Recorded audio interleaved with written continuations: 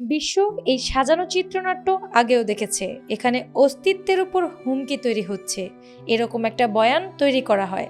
সংবাদ মাধ্যমগুলো সম্মিলিতভাবে এটি নিয়ে কোনো প্রশ্ন তোলে না।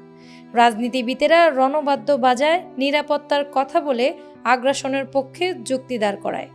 আগেরবার ছিল ইরাক আর এবারে ইরান। কিন্তু দৃশ্যপটে স্পষ্ট করে ভেসে থাকা একটা জাজ্জল্যমান সত্য সবাই দেখেও দেখছে না। ইসরায়েলের কাছে পারমাণবিক অস্ত্র আছে, অথচ কেউ তাদের জবাবদিহি করছে না। এবার আসুন বাস্তবতাগুলো স্পষ্ট করে বলা যাক। ইরান পারমাণবিক অস্ত্র বিস্তার রোধ চুক্তি বা এনপিটির সদস্য রাষ্ট্র। তারা আন্তর্জাতিক পরিদর্শনের জন্য আন্তর্জাতিক পরমাণু শক্তি সংস্থা বা IAEA কে অনুমতি দিয়েছে।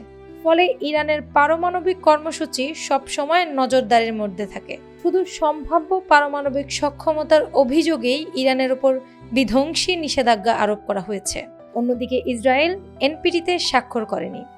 ইসরায়েল কখনো IAEA কে তাদের পারমাণবিক স্থাপনাগুলো পরিদর্শনের অনুমতি দেয়নি। এটা ব্যাপকভাবে বিশ্বাস করা হয় ইসরায়েলের কাছে প্রায় 90টি পারমাণবিক ওয়ারহেড রয়েছে।